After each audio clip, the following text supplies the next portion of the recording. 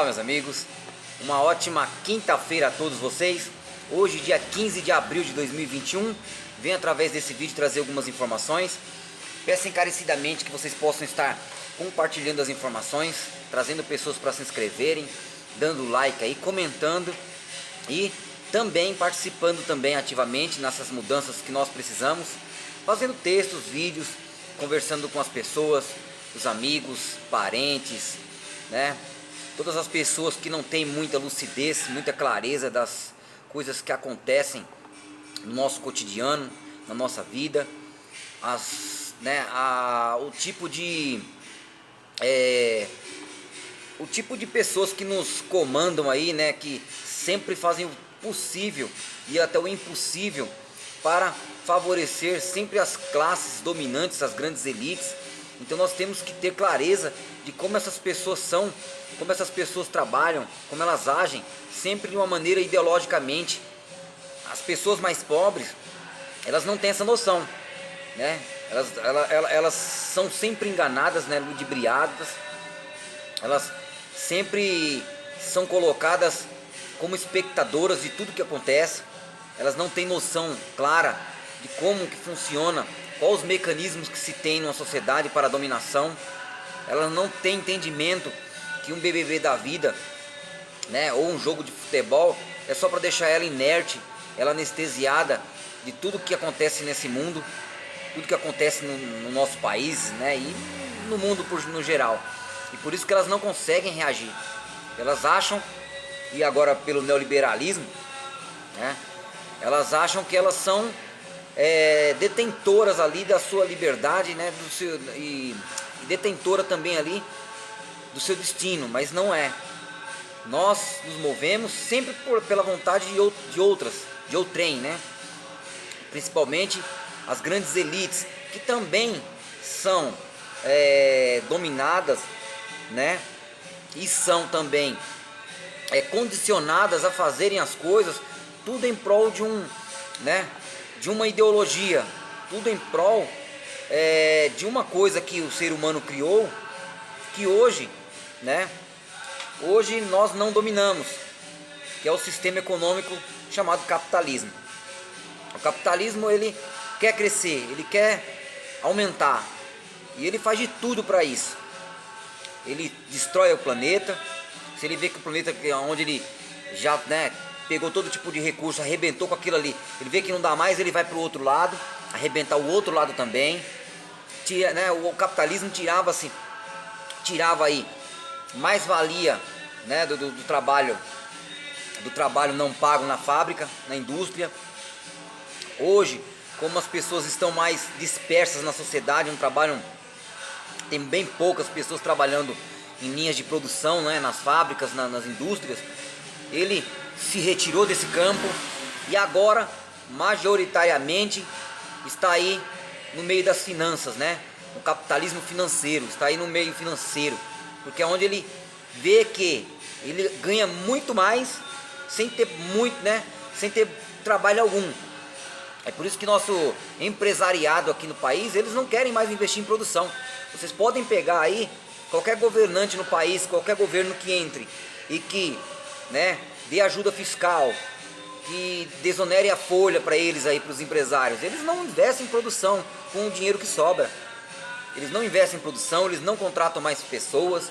Então eles não acabam diminuindo o nosso desemprego no país por intermédio das empresas contratarem mais, por terem ali as folhas, né, a desoneração da folha, né, incentivos fiscais. Pelo contrário, eles tendo incentivos fiscais, tendo ali menos cobranças de impostos, né, por parte do governo, eles tendo desoneração da folha, o dinheiro que sobra eles vão e investem no mercado financeiro, compram ações de empresas, de companhias, né? Eles compram títulos do governo, ficam fazendo negociatas. O sistema capitalista, esse sistema de crédito, esse sistema, né, da bolsa, ele é só especulativo. Ele trabalha nesse sentido, de ficar especulando. Uns ganham, outros perdem, fica nessa jogatina.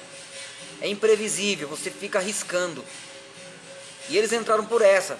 Muitos ganham dinheiro, conseguem investir bem, outros compram títulos, ficam recebendo juros do governo, que são garantidos. Dificilmente o governo, igual o nosso aqui, ele não vai pagar, por isso que eles colocam teto de gastos aí, não deixando nenhum tipo de serviço melhorar para atender a população. E nós, os mais pobres, a grande parcela da sociedade, os trabalhadores, é que sofremos com falta dos serviços que nós pagamos com os nossos impostos. Ficamos aqui sem educação, sem saúde, sem segurança, sem transporte, sem amparo algum. E com a ideologia na nossa cabeça, dependendo das pessoas, que não tem muito claro isso, né? Com a ideologia na nossa cabeça que nós também fazemos parte da elite, porque nós, hoje nós somos patrões também. Nós montamos um pequeno negócio e, eu tenho um CNPJ, eu sou um patrão, eu sou um chefe de mim mesmo. E aí com isso, fico individualizado, sozinho, não me associo a nenhum sindicato, mais nada, perdemos força na sociedade. E aí quem consegue continuar com a força hegemônica é a grande elite, a que detém o capital e os meios de produção, e os banqueiros. Infelizmente, gente, vamos melhorar nossa consciência política, nossa politização, consciência de classes. Vamos ter esse entendimento e vamos passar para as pessoas, vamos fazer com que elas conheçam também, elas tenham esse entendimento. Nós precisamos disso, né? Vamos lá. Voto denúncia de Lewandowski. STF é tribunal de exceção. Lewandowski negrita que o STF se comporta como um verdadeiro tribunal de exceção para Lula. Seu voto é um grito contra a injustiça banalizada naquela corte. Resta saber se será ouvido por seus pares. Nós, o povo, ouvimos, escreve a professora de Direito da UFPE, Universidade Federal de Pernambuco, Liana Cirne Lins. Ele disse que mais de 3 mil processos nos últimos anos aí, de 4, 5 anos para cá, de habeas corpus, eles foram julgados na segunda turma ou na primeira turma. O do ex-presidente, claramente, foi jogado, o único, para ser apreciado aí, no colegiado. Então, mostrando que tem alguma maracutaia nesse meio aí, alguma coisa aí que não vai, eles não vão querer aí melar aí a candidatura do ex-presidente Lula, É claro isso, fizeram isso em 2018 e pode ser que aconteça agora, Infelizmente, gente. Vamos lá.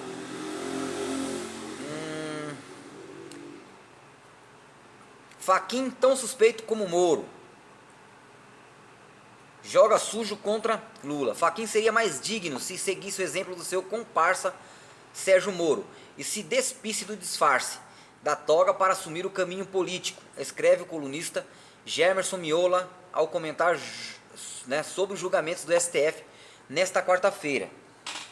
Claramente, pessoal, claramente nós estamos vendo aí, como que se comporta, determinadas pessoas que se dizem juristas, se dizem ali detentores, guardiões ali da Constituição e fazem esse tipo de coisa, nós repudiamos, temos que repudiar isso. Acontece esse tipo de coisa porque a população ela não tem entendimento como é que funciona, quais os mecanismos, por isso que eles se portam dessa forma.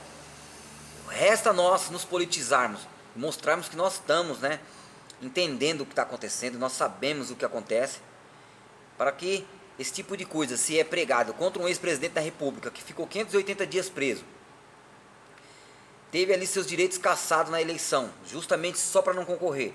Se fazem isso com um ex-presidente da República, o quem dirá conosco, Então nós temos que ficar alertas com isso e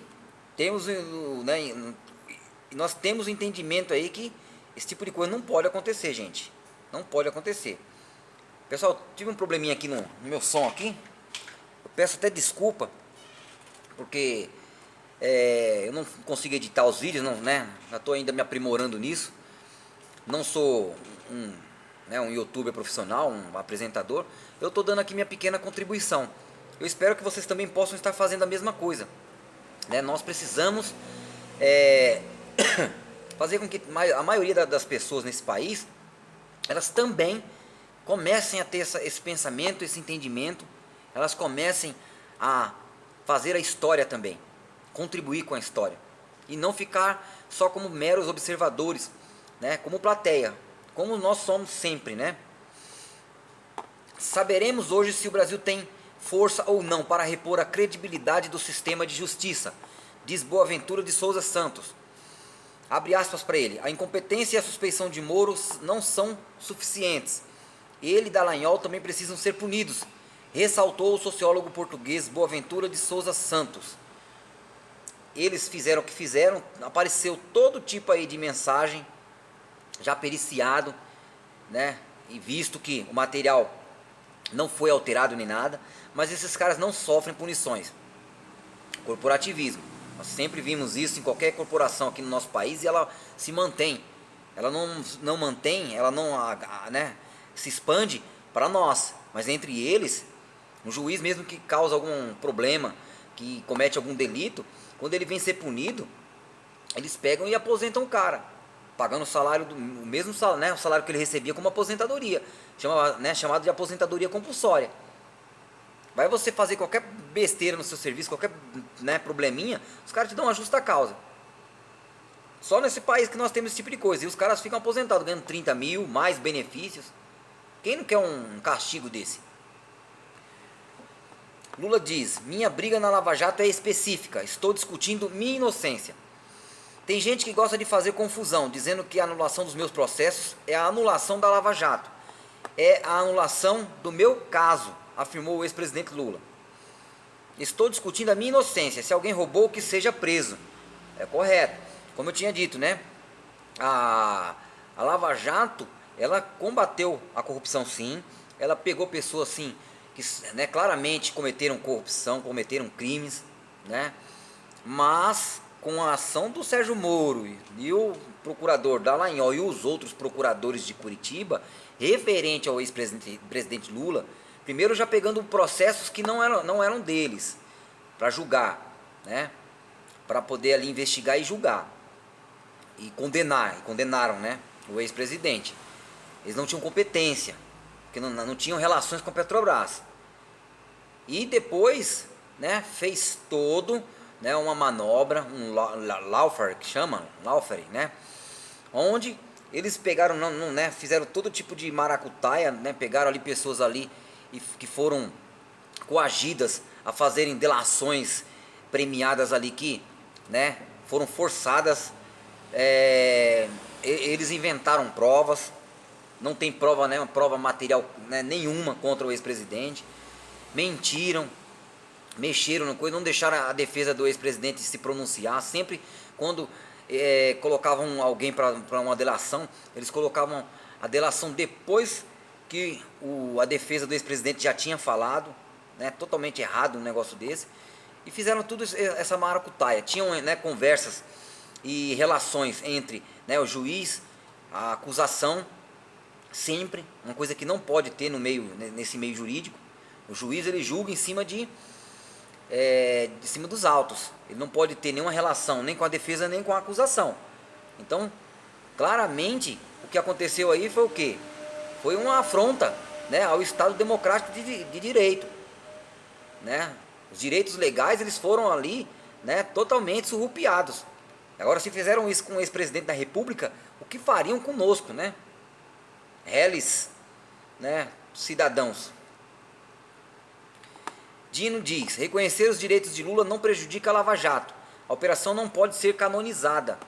O governador do Maranhão, que é ex-juiz federal, ressalta que as arbitrariedades cometidas pela Lava Jato devem ser apontadas pelo STF. Tal operação não pode ser canonizada e ser intocável, disse ele. É o que eu falei para vocês, né? Estão querendo endeusar um negócio que foi manchada pelo próprio Moro e Dallagnol, né? Ninguém tinha que falar nada contra a Operação Lava Jato, porque estava assim, combatendo a corrupção, estava pegando certos corruptos, mas se manchou e se desvirtuou no meio do caminho, né? Mas justamente por causa dessa turminha de Curitiba, né? Uma turminha que, não vou dizer todos, mas uma boa parte ali, se não a maioria, claramente a maioria, nas conversas, né, nós vemos isso, e teve boa parte deles aí que andaram até admitindo, porque tinha frases e besteiras que eles andaram falando, que eles até pediram desculpa, até pela morte do menino, do neto do ex-presidente, que uma procuradora disse que, né, bateu palmas e disse que o ex-presidente estava tendo até um castigo, que foi bom que o menino morresse. Olha que negócio que eles falavam, né? Olha essas coisas que eles falavam. E ela admitiu, ela pediu até desculpa para o ex-presidente e pediu desculpa a Deus. Olha que negócio. Então ela admitiu que todas aquelas conversas eram verídicas. Então eles mancharam a Lava Jato. Acabaram, né, jogando ela num fosso. Não foi mais ninguém, né, fora eles. Então se alguém tem que ser responsabilizado, é essa turma. Que são o quê? Uma quadrilha. Não é Ministério Público, né, juiz. Não, é uma quadrilha. Uma quadrilha que, né, dentro do judiciário queria fazer política. E acabou colocando nós nesse baralho que nós estamos no país hoje em dia, infelizmente. Gente, eu agradeço a todos aí. Desejo a todos uma ótima tarde. Compartilhe o vídeo, deem like aí, né, se inscrevam e façam a mesma coisa. Escrevam também textos, façam vídeos. Vamos conversar com as pessoas, vamos tentar aí trocar informações e nos politizar, para quem sabe nós possamos sair dessa, né, dessa contenda que estamos no país e né, possamos ter dias melhores aí mais para frente, com civilidade, né, com as pessoas mais lúcidas, mais claras, sem ódio, sem briga, sem violência, né, sem desinformação. Isso é o mais importante também. É o que a gente mais vê no país, é desinformação, pessoas destilando todo tipo de coisa que não presta, todo tipo de coisa errada. Isso não dá, né? Não cabe a nós, né, mantermos uma coisa dessa. Vamos nos livrarmos disso, né? Tchau.